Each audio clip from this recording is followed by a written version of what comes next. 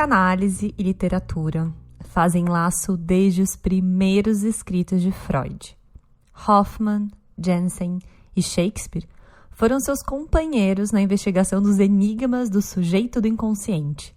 Seus sonhos, seus duplos, suas inquietações, seus conflitos e suas contradições, permitindo que Freud se arriscasse no campo da clínica e da escrita, valorizando o lugar imprevisível das palavras na constituição subjetiva. Comment un homme presque jeune, riche de ses seuls doutes et d'une œuvre encore enchantée. Cada geração se sente, sem dúvida, condenada a reformar o mundo. No entanto, a minha sabe que não o reformará. Mas a sua tarefa é talvez ainda maior. Ela consiste em impedir que o mundo se desfaça.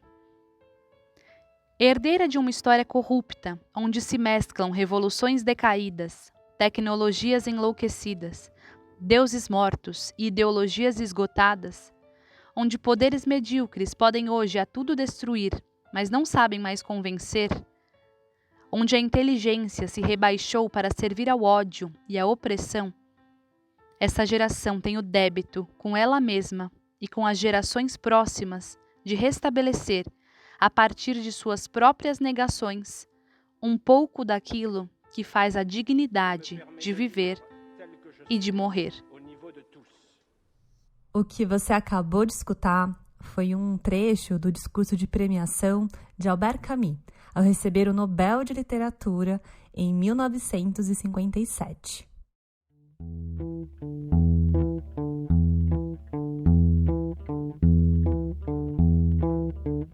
Camus nasceu em 1913, na costa da Argélia Francesa, e foi um escritor, filósofo, romancista, dramaturgo, jornalista e ensaísta. A decisão de seguir os seus estudos foi uma escolha difícil, por ser de família pobre e precisar contribuir com um trabalho que trouxesse um retorno financeiro imediato. Nascendo antes do início da Primeira Guerra e vivendo de perto a Segunda, os efeitos não tardaram. Em 1914, ainda bebê, perde o pai na Batalha de Marne, quando tinha apenas 6 meses. Conhecendo a pobreza, a morte e a dor da guerra, Camus tomou posições ousadas diante das causas sociais. Escrevia para jornais denunciando as desigualdades e condições desumanas em que viviam os muçulmanos e os exilados, e também protegeu clandestinamente os judeus perseguidos pelos regimes totalitários em uma escola quando ele era professor. O Camus também envolveu-se em diversos protestos alinhados com essas causas sociais, como, por exemplo, em oposição à ditadura, à repressão autoritária e ao uso de tortura. Podemos dizer que o homem revoltado já habitava Camus antes mesmo de ser escrito. As imagens caminham lado a lado com as inquietações filosóficas nas suas obras. Afinal, Camus diz que só se pensa por imagens. Se você quiser ser filósofo, escreva romances. E foi assim que Camus seguiu pensando e costurando a narrativa das obras do Estrangeiro, o mito de Sísifo, a Peste, que tem como temas filosóficos centrais o absurdo e a revolta. Em tempos de pandemia do coronavírus, a peste e a asfixia nos alcançaram. E hoje? Como vivemos a nossa peste? Na nossa era da pressa, a indiferença ganha destaque. Uma indiferença, por vezes, silenciosa e corrosiva, que afeta o modo como nos relacionamos com o outro e nos distanciamos da reflexão.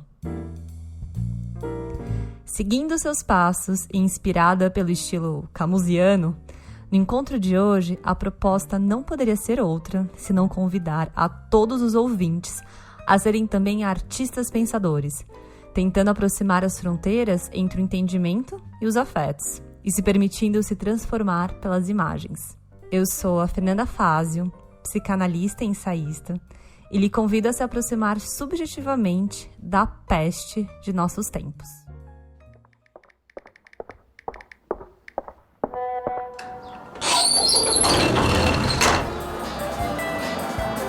Era da pressa. Psicanálise entre esperas e extremos. Um podcast para nos escutarmos sem pressa.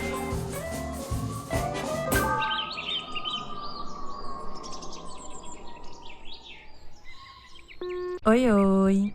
Você está escutando A Indiferença, a Peste na Pressa. Episódio inaugural da nossa segunda temporada. Se você gosta do nosso podcast, por favor, nos ajude a divulgá-lo, compartilhando com seus amigos. Isso é muito importante para a Era da Pressa continuar. O nosso muito obrigada. Para saber mais sobre os cursos e os grupos de estudo, siga a nossa página do Instagram, @eradapressa ou @fernandafazio, ou acesse o nosso site. Como temos conversado desde o último episódio sobre a intolerância na pressa, a agressividade tem as suas raízes no narcisismo, no fenômeno das massas e no embate inerente à nossa vida pulsional. Hoje, vamos avançar no tema da indiferença, uma agressividade opaca e devastadora que surge dos esgotos da nossa existência. É evidente que não há possibilidade de enfrentar a nossa pandemia sem a implicação do coletivo, sem empatia. Na nossa época apressada, será que a ideia de Camus de que a única maneira de unir as pessoas ainda é mandar-lhes a peste? Pensando nessas questões, eu conversei com o professor Franklin Leopoldo e Silva, que é doutor e livre-docente pela Universidade de São Paulo. Para Franklin, a gente naturalizou aquilo que deveria ser, para o Camus, objeto de desespero e de revolta. Isso foi naturalizado. E, portanto, eu diria que o sentimento de revolta com que o Camus trabalha, para nós, tornou-se a indiferença.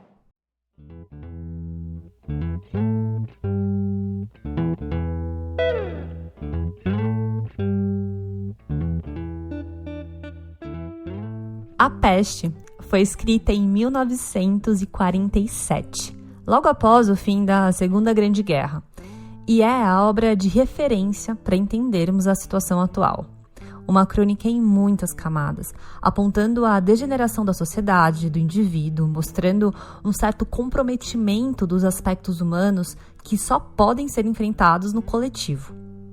Sobre as suas intenções, Albert Camus declara que queria exprimir, por meio da peste, a asfixia de que todos sofremos e também a atmosfera de ameaça e de exílio em que vivemos. O que ele procura mostrar, é que o desespero humano, a revolta, é uma condição geral, e essa condição ela é totalmente ligada aos fatores existenciais da vida humana. E ela, então, independe relativamente de fatores objetivos como de ordem política e histórica. Embora tudo isso que acontece tenha a ver com a história das pessoas, a história das sociedades, a história das cidades, dos países. Os estranhos acontecimentos de A Peste se passam nos anos 40, em um ambiente familiar para Camus, Oran, uma cidade na costa argelina. E como é Oran?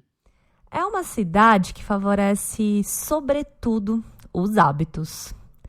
Ainda que seja uma cidade costeira, é impossível ver o mar. Precise procurá-lo. Há muros que cercam a cidade. Para se aproximar de Oran, precisamos também conhecer o seu clima, as suas cores, os seus odores e também as suas dores. Uma forma conveniente de travar conhecimento com uma cidade é procurar saber como se trabalha, se ama e como se morre. Na nossa pequena cidade, talvez por efeito do clima, tudo se faz ao mesmo tempo, com o mesmo ar frenético e distante. Isto é, aqui as pessoas se entediam e se dedicam a criar hábitos. Nossos concidadãos trabalham muito, mas apenas para enriquecer. E Camus continua narrando a cidade. A própria cidade, vamos admitir, é feia. Com seu aspecto tranquilo, É preciso algum tempo para se perceber o que a torna diferente de tantas outras vilas comerciais em todas as latitudes. Como imaginar, por exemplo, uma cidade sem pombos, sem árvores e sem jardins, onde não se encontra o rumor de asas nem de folhas quebradas? Em resumo, um lugar neutro. Os negócios se impunham à vida em Orã, e a chegada da peste mostra justamente como essa lógica de produtividade não pode ser aplicada do mesmo modo às dimensões da existência, da subjetividade, dos afetos. Tédio, hábitos e dinheiro. Orã poderia ser São Paulo, ou qualquer uma das grandes cidades onde se vive para o trabalho. Os concidadãos de Orã buscam ter uma vida em linha reta. A ordem das coisas é perturbada, inicialmente, pelos ratos que surgem inesperadamente. Um rato! De onde esses ratos vieram? Será que foi obra de alguém? A cidade jorrava cadáveres de ratos.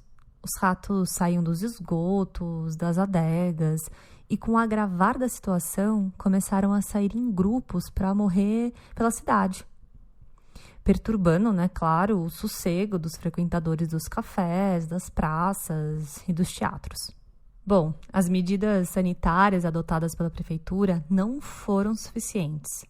Os ratos doentes continuavam invadindo a cidade para morrer na sua superfície, aos olhos de todos.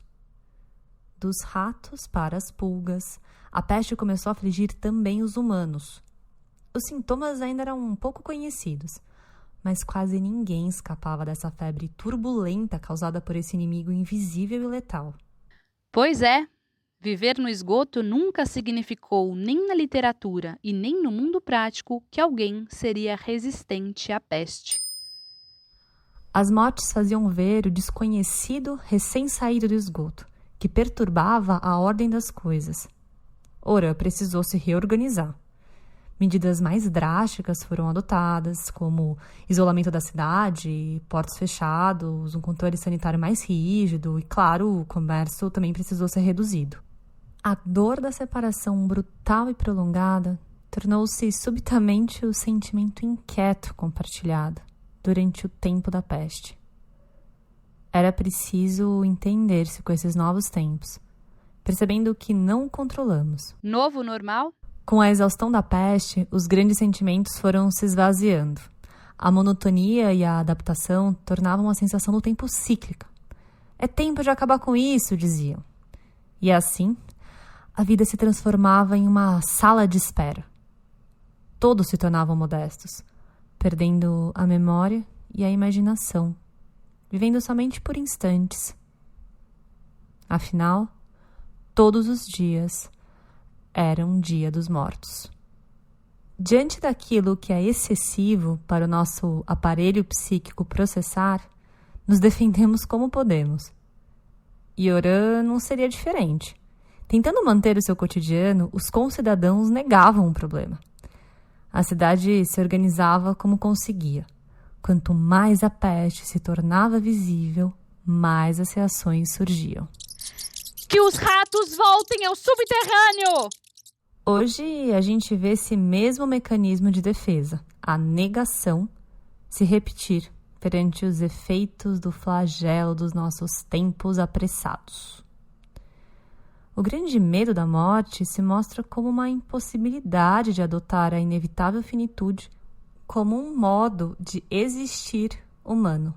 O professor Franklin vai explicar melhor. O negacionismo, que você vê como uma atitude bastante frequente, por vários tipos de pessoas, vários tipos de grupos, é, na verdade, a negação da morte. É o fato de que o ser humano não aceita a sua finitude, a sua fragilidade. Então, ele esconde isso agressivamente. Em tempos de coronavírus, a gente tolera a morte escancarada ao mesmo tempo que ela é negada. Diante desse cenário, parece que um outro vírus avança, o da indiferença. Tema do nosso episódio de hoje. Mas antes disso, para a gente entender melhor o nosso presente, vamos retornar à cidade de Orã. O que é mais original na nossa cidade é a dificuldade que se pode ter para morrer. Dificuldade, aliás, não é o termo exato. Seria mais certo falar em desconforto. Nunca é agradável ficar doente, mas há cidades e países que nos amparam na doença e onde podemos, de certo modo, nos entregar. O doente precisa de carinho, ter algo em que se apoiar. Isso é muito natural. Em Orã, porém, os excessos do clima, a importância dos negócios, a insignificância do cenário, a rapidez do crepúsculo e a qualidade dos prazeres, tudo exige boa saúde. Lá, o doente fica muito só. Pois é. Mais uma semelhança com os nossos tempos, em que nos contaminamos nas aglomerações, no encontro com o outro, mas morremos asfixiados, completamente sozinhos nos hospitais. Absurdo?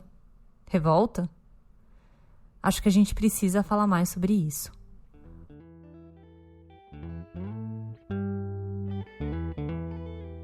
Orã é uma cidade murada. E a imagem do muro não é qualquer uma. O muro é o próprio símbolo do homem absurdo. Um homem preso, cercado pela sua própria condição. O que Camus tenta mostrar é que, diante do absurdo, a revolta é inevitável.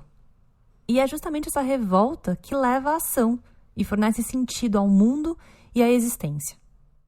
Na verdade, o que o Camus quis mostrar ali é que a peste, em vários graus, é uma condição permanente. Os humanos estão isolados, eles não estão solidários. E isso é independente da peste. É um resultado das condições históricas humanas, né, que passaram a ser vigentes. Então, a peste, ela exacerba e escancara esse tipo de relação entre as pessoas, né? E isso, então, se torna dramático e gera, então, aquele pandemônio, né, das relações entre as pessoas nesses casos. Mas a peste é sempre alguma coisa que já está segregado no homem, né? Ele já sempre tem alguma coisa que o separa do outro.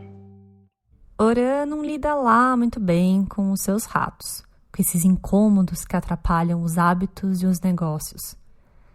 A peste mostra a quebra da regularidade da vida humana, dos costumes, daquele cotidiano planejado.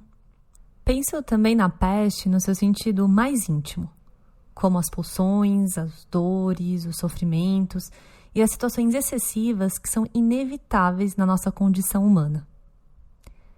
Tudo aquilo que é traumático e gera desprazer, a gente tenta recalcar, mas ele retorna.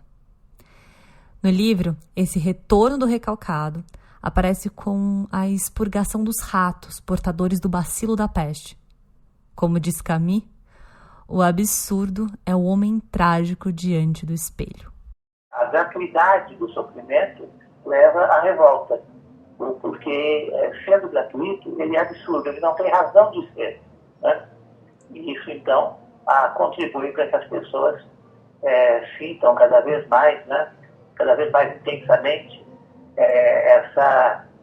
a relação que elas têm com esse sofrimento que parece ser inevitável, né?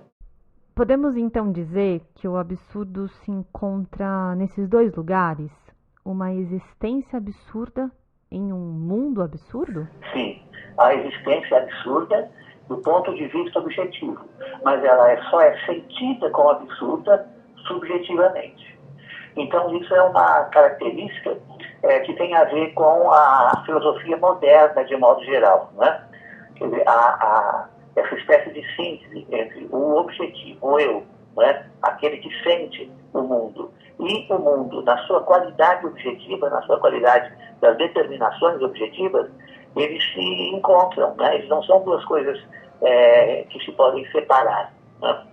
E nesse sentido, então, a questão do absurdo e da revolta fica ainda mais intensificada, porque você não pode atribuir isso nem a uma dimensão objetiva apenas e nem somente a dimensão subjetiva do eu. Assim, a revolta irrompe contra uma força terrível e obscura, que é inexplicável, mas que se faz ver em tempos de peste. E justamente esse é o sentimento de revolta que chama para a ação e fornece um sentido à existência. Daí a importância do coletivo, já que a solidariedade surge em momentos de revolta diante do sofrimento. Apesar de socialmente compartilhados, o absurdo e a revolta provocam reações diversas nas personagens. Vamos ouvir um pouco sobre cada um deles?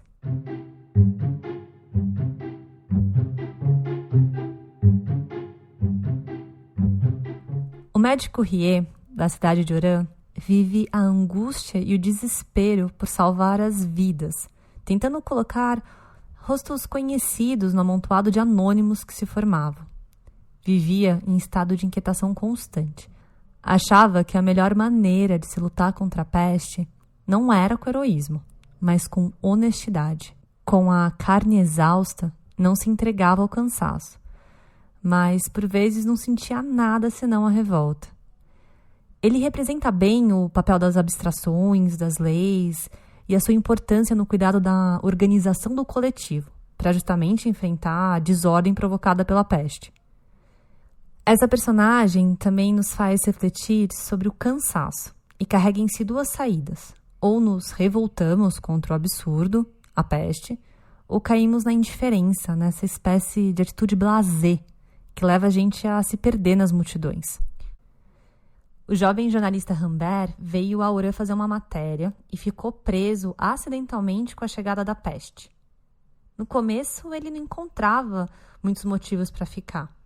Sem laço com a cidade e defensor da liberdade de expressão, Rambert buscava a felicidade e não se sentia pertencente a Oran, essa cidade prisioneira da peste.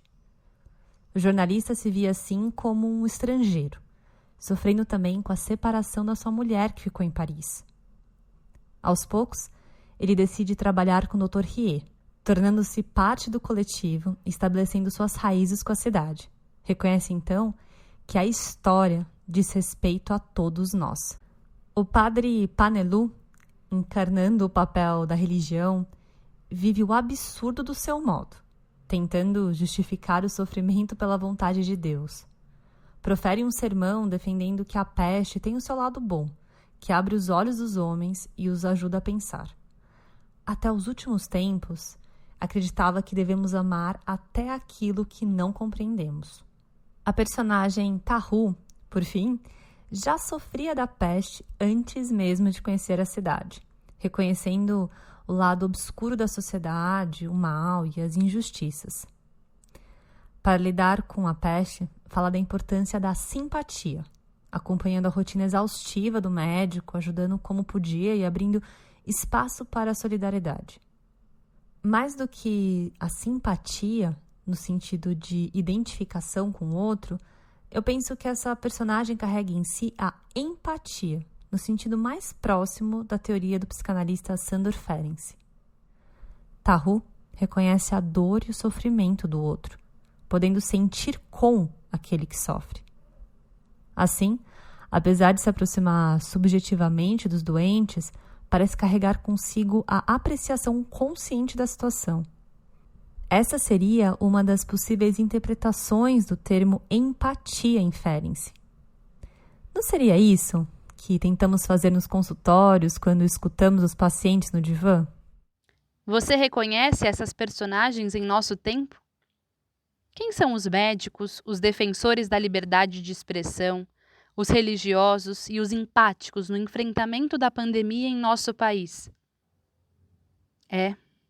Parece que tem muitas confusões de papéis, funções e lugar do Estado. A peste, então, se torna o dever de alguns, mas é um problema de todos. E uma vez que a doença existe, nos deparamos com questões sobre liberdade e responsabilidade, evidenciando como todas as nossas escolhas afetam o coletivo. A peste escancara a nossa interdependência.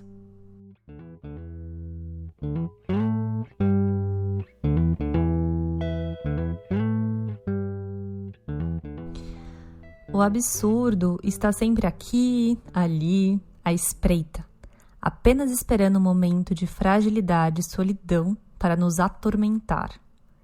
A revolta seria uma resposta a essa condição absurda da existência, sendo a solidariedade uma necessidade básica para sobrevivermos em tempos extremos.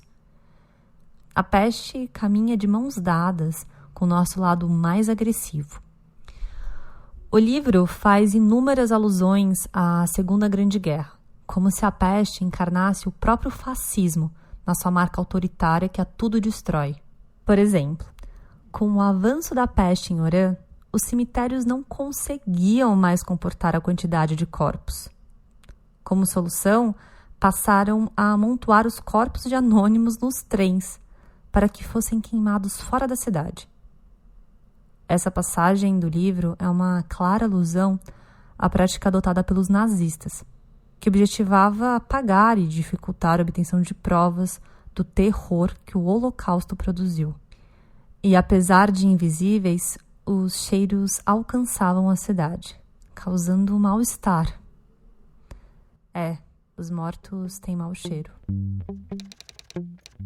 Houve no mundo igual número de pestes e de guerras. E contudo as pestes, como as guerras, encontram as pessoas igualmente desprevenidas. Rie estava desprevenido, assim como os nossos concidadãos. É necessário compreender as duas hesitações. Por isso, é preciso compreender também que ele estivesse dividido entre as inquietações e a confiança. Quando estoura uma guerra, as pessoas dizem: não vai durar muito, seria estúpido. Sem dúvida, uma guerra é uma tolice, o que não a impede de durar. A tolice insiste sempre, e nós a compreenderíamos se não pensássemos sempre em nós. Nossos concidadãos, a esse respeito, eram como todo mundo. Pensavam em si próprios. Em outras palavras, eram humanistas. Não acreditavam em flagelos. O flagelo não está à altura do homem. Disse então que o flagelo é irreal, que é um sonho mau que vai passar. Mas nem sempre ele passa, e de sonho mau em sonho mau, são os homens que passam, e os humanistas em primeiro lugar, pois não tomaram as suas precauções. Nossos concidadãos não eram mais culpados que os outros. Apenas se esqueciam de ser modestos e pensavam que tudo ainda era possível para eles, o que pressupunha que os flagelos eram impossíveis. Continuavam a fazer negócios, preparavam viagens e tinham opiniões. Como poderiam ter pensado na peste que suprime o futuro, os deslocamentos e as discussões? Julgavam-se livres, e jamais alguém será livre enquanto houver flagelos.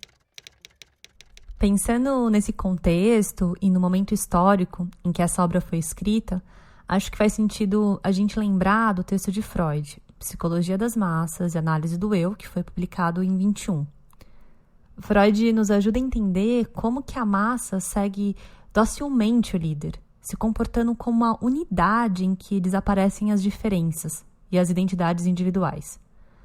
Lembra do episódio anterior, quando a gente falou da importância das diferenças para as democracias se fortalecerem? Então, será que essa tal peste pode também ser compreendida como uma metáfora do desejo tirânico que existe em nós, pronta para aflorar no despertar do mais infantil que nos habita? Nesse movimento das massas, a identificação com o líder se aproxima dos ideais do eu e do super-eu. E a psicanálise nos ajuda a entender que os elementos inconscientes desejam controle autoritário, essa reedição da obediência aos pais grandiosos. Porque, afinal, a liberdade, a responsabilidade e a independência em muito nos assustam. Uma das reflexões que o livro propõe é justamente esse conflito entre a liberdade e a responsabilidade. Bom, a gente quer ser livre ao mesmo tempo que persiste lá dentro da gente o anseio individual e primitivo de proteção paterna, mesmo que isso resulte em servidão. A peste já estava em Orã. Ela só saiu dos esgotos e veio até a superfície.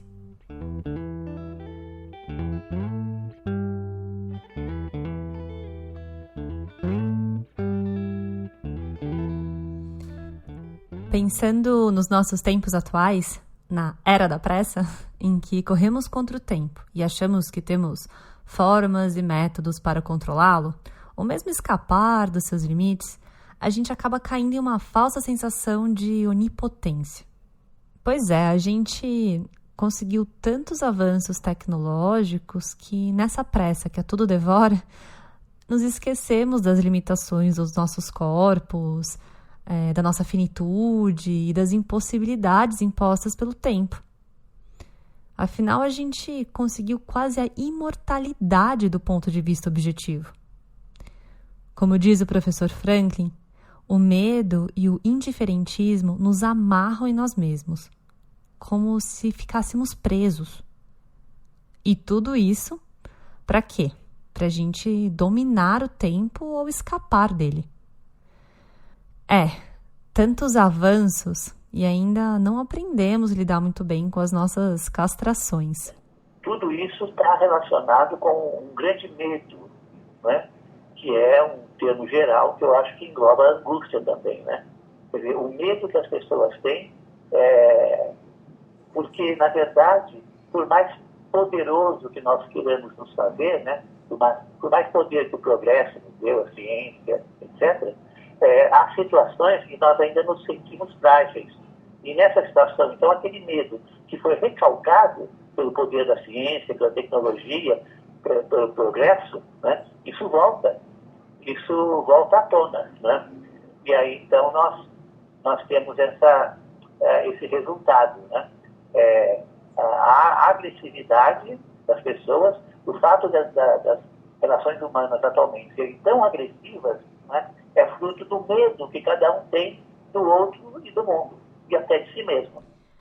A sensação de onipotência parece então afetar as relações e afastar o outro, tornando a indiferença o sentimento das aglomerações de anônimos da pressa.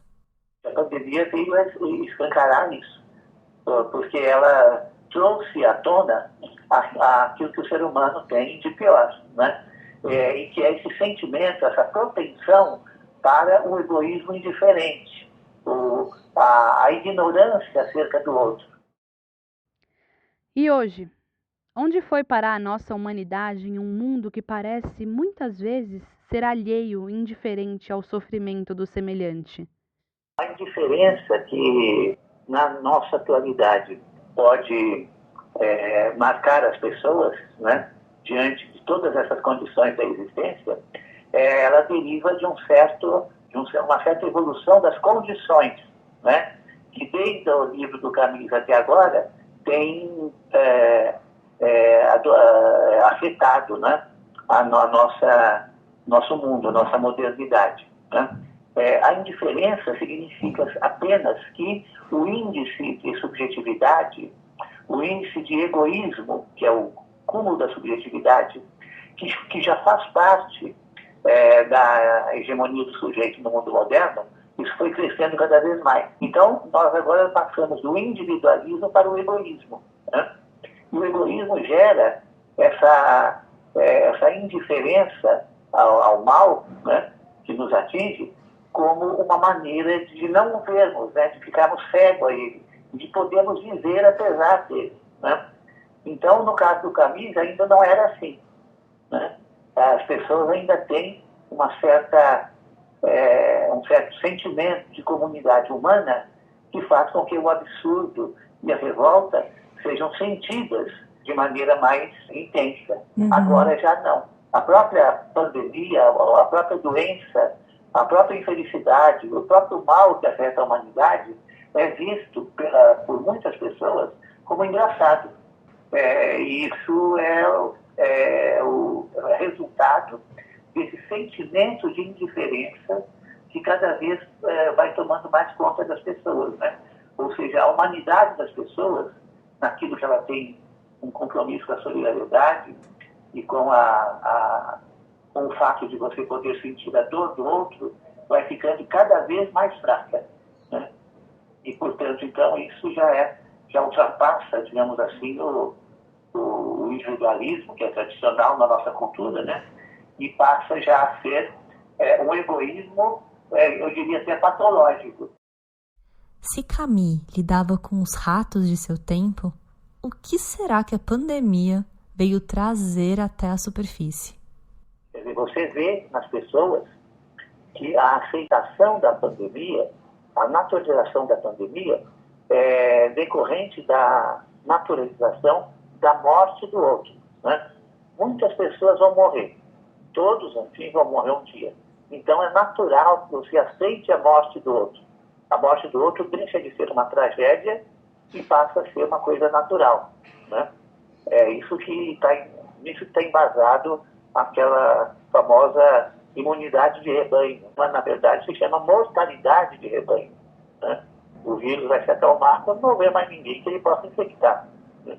Então isso faz com que as pessoas fiquem esperando a morte do outro, não só com naturalidade, mas até com uma certa ansiedade. Pensando nos nossos muros atuais, eles não são feitos de tijolos como os de Orã. Eles são virtuais, compostos de algoritmos e filtros invisíveis, que agregam iguais e rechaçam a diversidade e a pluralidade. A pessoa não se comunica nas redes sociais para atingir o outro, mas apenas para desabafar, para dizer o que ela tem a dizer, e ela retira da sua rede social aquele que não concorda com isso. É quase como se elas buscassem, talvez, espelhos de si mesmas, né? Exatamente. Somos, assim, direcionados pelas redes sociais a buscar o nosso reflexo no outro, como se fosse possível ter um pensamento e um modo de existir único. E diante de tantos excessos de informação e desinformação, fake news, teorias da conspiração, das mais irracionais, fica realmente muito difícil encontrar tempo e espaço psíquico para ver o outro e elaborar as perdas trazidas pela nossa peste atual. A prova disso é que você tem a impossibilidade da simbolização decorrente do excesso de informação. O excesso de informação não te dá tempo de simbolizar, né? E a solidão também é o fato desse excesso de informação se apresentar como algo de inútil, como algo de inutilizável, né? O que dá às pessoas, então, essa sensação de, como dizia o Baudelaire, né? O solitário na multidão. Nunca houve tanta possibilidade de comunicação entre as pessoas e provavelmente nunca elas se sentiram tão sós.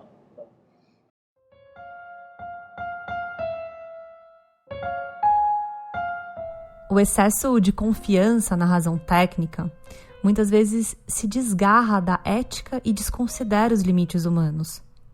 Na era da pressa, não só o tempo busca ser controlado, mas a nossa própria capacidade de refletir e pensar sobre quem somos acabou se instrumentalizando. Quando a racionalidade diz respeito a tudo aquilo que somos, é óbvio que ela inclui os afetos. E separar a racionalidade dos afetos é uma forma moderna de pensar, né? Portanto, uma forma peculiar de pensar. Nós, modernos, separamos essas coisas, mas, na verdade, elas não são separáveis, né? Porque a nossa racionalidade significa que nós somos feitos para pensar, né? E quando nós reduzimos esse pensar a um cálculo objetivo, a um cálculo científico, nós estamos praticamente renunciando à nossa racionalidade, né? E, portanto, nós temos que observar, então, a maneira como os afetos passam pela gente, a maneira como nós nos relacionamos com eles, né? Como sendo parte da nossa racionalidade, desde que a entendamos nesse sentido total do nosso ser, né? E não apenas uma parte dele, né? Que eu chamo de cálculo, né? A partir da modernidade, pensar tornou-se calcular. Se calcula eticamente, calcula cientificamente, calcula matematicamente, calcula metodologicamente, mas isso é uma redução do pensamento à sua superficialidade. Para podermos compreender e nos aproximar da peste de nossos tempos, precisamos de pausas e de esperas. Não se pode refletir apressadamente e calculadamente. Entre uma espera e outra, mantemos as diferenças e também os afetos. Lembra quando falamos na dissolução das individualidades e identidades na figura de um líder diante do fenômeno das massas? A massa suprime as singularidades, se alienando na figura de um líder glorificado, se indiferenciando. Aí surge o paradoxo, um certo uso, que eu diria, instrumental da empatia, em que todo amor é direcionado em uma relação de submissão, fazendo com que se estabeleça e mantenha o poder e a dominação. Pois é, o autoritarismo e o totalitarismo se alimentam muito desses tempos e espaços de anulação das diferenças, como se fosse possível uma hegemonia identitária. Sem as diferenças, os tempos se tornam apenas repetições. Os discursos ecoam completamente esvaziados e os espaços se achatam. Nessa pressa toda, a apatia nos ocupa por inteiro. A indiferença se torna, assim, a peste de nossos tempos. Acho que o que fica para mim da peste é que ela está em nós, em todo lugar, pronta para retornar a qualquer instante com a mesma rapidez com que as ideias e comportamentos de massa se propagam. Na verdade, ao ouvir os gritos de alegria que vinham da cidade, Rie lembrava-se de que essa alegria estava sempre ameaçada, porque ele sabia o que essa multidão eufórica ignorava e se pode ler nos livros. O bacilo da peste não morre nem desaparece nunca. Pode ficar dezenas de anos adormecido nos móveis e na roupa. Espera pacientemente nos quartos, nos porões, nos baús, nos lenços e na papelada. E sabia também que viria talvez o dia em que, para a desgraça e ensinamentos dos homens, a peste acordaria os seus ratos e os mandaria morrer numa cidade feliz.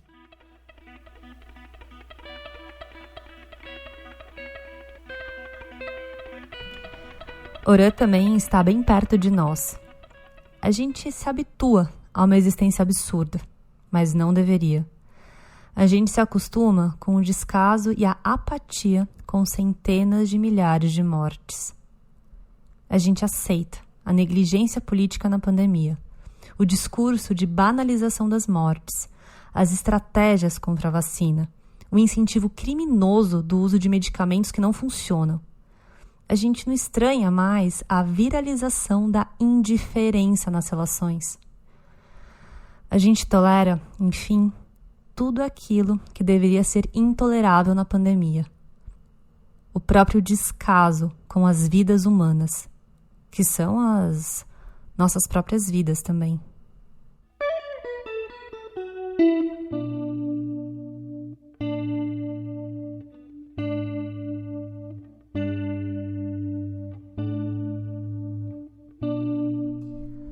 Estamos chegando ao fim do nosso episódio, idealizado e escrito por mim. Mas ainda não vai embora. A atriz Laura Lapadula participou das interpretações do livro A Peste e também da criação desse episódio. A artista Ana Cristina Santos criou sua identidade visual. A edição é de Vinícius Feder. A psicóloga Cristiana Lembo, da página do Instagram Cris Resenha Livros, fez um depoimento a partir da leitura de A Peste, especialmente para esse episódio.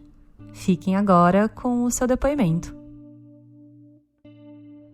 Não há nada mais injusto do que dor aleatória. A cada volta do ponteiro ou do piscar digital de números, a vida derrama. E não é difícil admitir que nos desperdiçamos.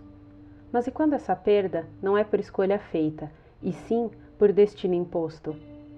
Há dois eventos que assim nos congelam: epidemia e guerra.